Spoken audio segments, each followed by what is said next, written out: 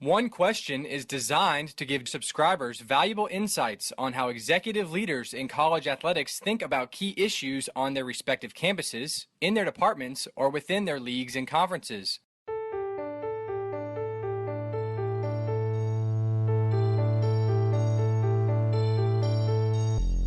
Greetings, this is Ty Brown and welcome to One Question, where we highlight executive leaders in college athletics. I'm here at MIT and I'm joined by John Benedick. John is currently the Senior Associate Athletics Director here for the MIT Engineers, and he's been here at MIT for 44 years. Greetings, John. Thanks for joining us. Hi, Ty. Now, John, 44 years. Yeah. You've been here for a long time. I started when I was 12. Been here for a while. You were over swimming and water polo as a coach for 22 years. Then you transitioned into athletics administration for 22 years. And now you're stepping away. You decided to say, hey, you know what? I've done that. Now it's time to move on to other things. The question I have for you is, in those 44 years, if you could reflect and think about what your thoughts were on college athletics and its importance and the processes involved and what it is when you were coaching, what your thoughts were when you made the transition 22 years ago into athletics administration, and now that you're stepping away, what your thoughts are in terms of college athletics, its importance, the student athletes, and everything involved. Great question. I got involved in intercollegiate athletics. I was lucky in that probably my sophomore year in college, I decided that I wanted to be a head swimming and water polo coach at a four-year institution. I mean, I was that specific with my goals. And so I went through undergraduate. I got my teaching credential. I went to school in California, and you had to go an extra year to get your credential. And then I recognized that I really wanted to follow that sophomore goal that I had. And I ended up going to Berkeley for graduate school. Because at that time, you really needed to have a graduate degree, a master's degree to teach at the college level. Things have changed a little bit because at that time, most people who got into college athletics in physical education or coaching sports also had the dual responsibility of teaching PE. And so I recognized that, and so I just got my master's degree. And at the end of my master's program, MIT was advertising for a swimming and water polo coach. And so I applied. So swimming and water polo were a really big part of my life growing up. It made me who I was. And I recognized that I liked the idea of coaching. I did a little bit of age group swim coaching. And it really positioned me well in California to be able to make that transition. I coached high school for a little bit, and then I came to MIT. The teams at that time were the passion that the athletes brought to the pool were really no different than the passion they bring right now. This is an amazing population of students here at MIT. I often tell the coaches that we hire here, this might be the best place that you ever coach in your life. Because if you can tap into their goal setting and their work ethic, their planning, sometimes you just have to step out of the way because they are a remarkable group to coach. But over time, it wasn't as though I conquered things and I'd done everything I could do. That was far from that. But I felt like I could make a greater impact on the athletic department as a whole if I ever had the opportunity to move into the administration. And I had actually made that decision probably 3 or 4 years before MIT came calling to ask me to move to what was then the assistant director position. So when they came asking, I was completely ready to make that decision. So I made that transition into administration. And at that time, MIT was pretty much a mom and pop organization. And we say that with great fondness because we had a lot of connection with the people who came and worked out recreationally, certainly with the athletes. The way we ran things was pretty much on a shoestring. But again, things haven't changed. It's still the people that make everything work well. And I think that to fast forward to where we are today, again, we've accomplished a tremendous amount here. But I fully recognize that there is that never-ending resource of things to change. But there's also new and upcoming professionals in the market. And I'm not trying to sound altruistic here, but there is a time to move on. There is a time to step out of the way and let the new ideas come forward. So that's pretty much the reason why, besides which, I'm still active. Physically and actively, I'm out there playing tennis and swimming and doing all sorts of things. So it's not a matter that I'm falling apart. It's just that it's time for a change and to give an opportunity for those young, newer professionals coming in, and quite frankly, the new ideas. But how do you? I guess the question I have along the lines is when you made a transition from coach to admin, and then you're making a transition now in terms of retiring. Did you have some type of evaluation points that helped you decide when it was time to move on, when it was time to get into administration, or now that you're stepping away, you feel like it's time for you to move on to allow young people? But I guess, is the institution on the same page with you, or is this something you've come to? Like, what are your evaluation points when you get to these, I guess, for the lack of a better word, inflection points in your career? Yeah, great question. And I think that age has something to do with that. I think that you see there's a horizon out there, and you start getting closer and closer to that. I mentioned that there's sort of this never-ending resource of opportunities to change things.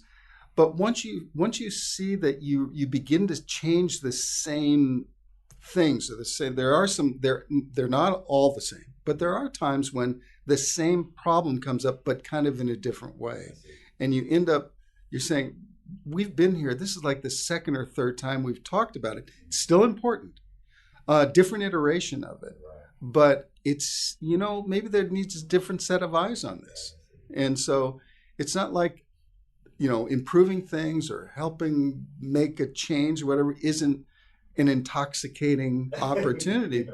But after a period of time, there may be other things that might be of equal interest.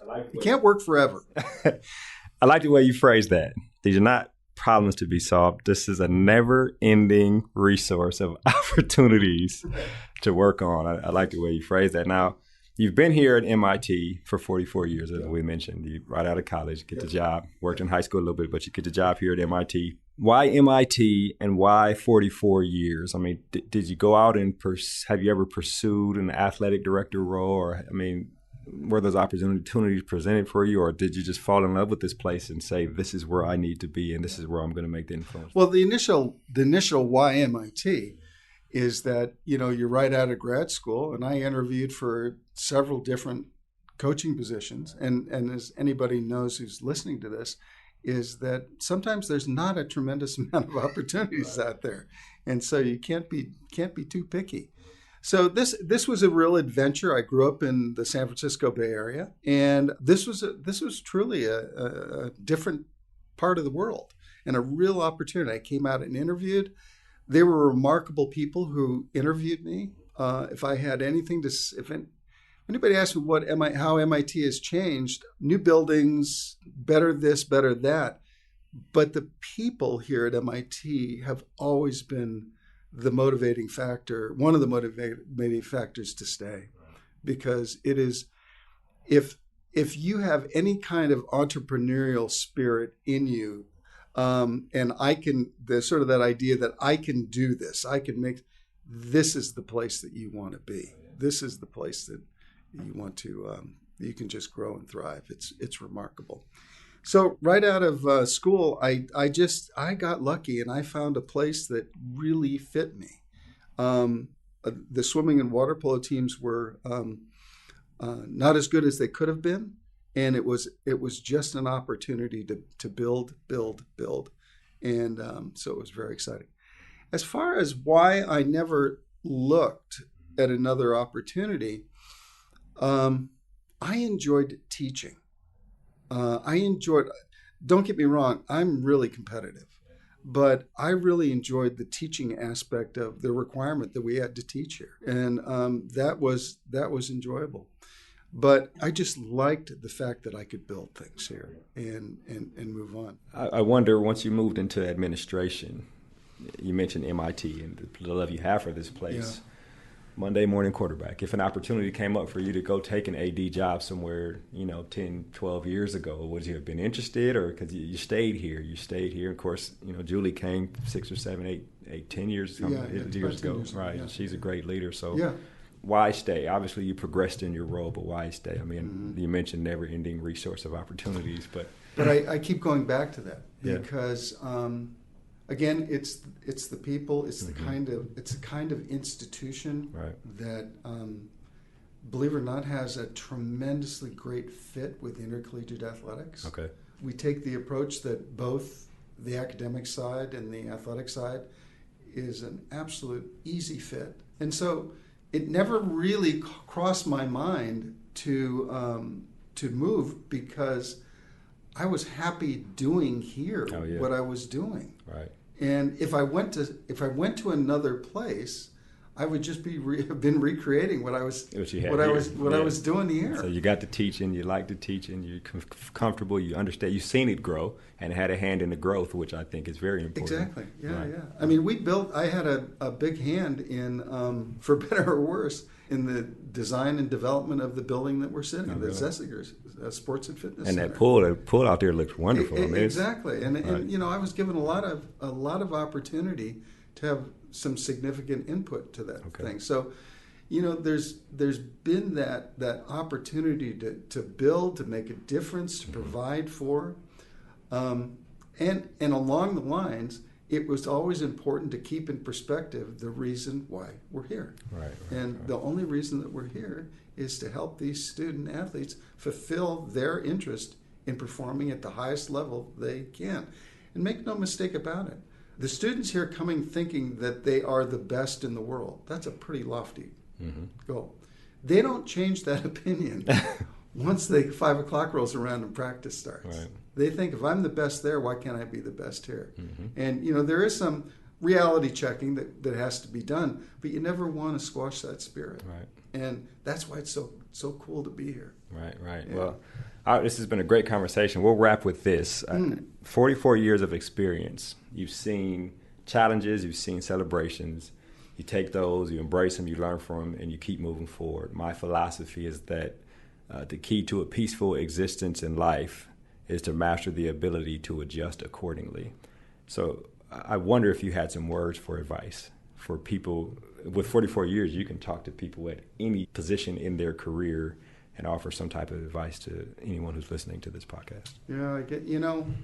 I was asked that question, somewhat similar by the folks at the school I graduated from, which it was Cal State Hayward, but now it's Cal State East Bay. And they said, "What advice would you have for the students? The student athletes?" It's basically the question that you're asking.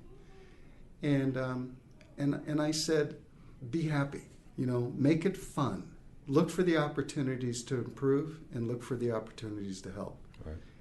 And if you keep that attitude, you're going to find those ways of making a difference. You're going to find those ways of helping other people, and through that, you're going to satisfy yourself. Right. So, and there's always opportunities to be upset, and to be angry and stuff. But it's too hard to live that way. Yeah, right. It takes a lot of energy, doesn't it? It takes a lot of energy, and I just think that, I've often said that winning matters, but winning isn't everything. But trying to win is. Right. Because in this competitive environment, if you're not trying to win, then you confuse everybody. So when all you're doing is focusing on winning, you do things different. But if you focus on trying to win and all the different things that are involved in what it gets you there, rather than just looking at the W, you end up doing a lot of good things. You do. Taking care of people because you recognize they need help. They need rest. They need encouragement. They need those kinds of things. Right. And if you focus on those small things, sometimes you almost can't help but win. Yeah, exactly. Well, that's excellent information, John. It's a great way to end the podcast. I really appreciate you joining us here on One Question. It was a pleasure. That was John Benedick. He is the Senior Associate Athletics Director here at MIT. He's been here at MIT for 44 years and is retiring later this year. And of course, this is Ty Brown with one question. And keep in mind, the role of a leader is to create and maintain an environment that people want to be a part of. And as always, be better tomorrow than you are today.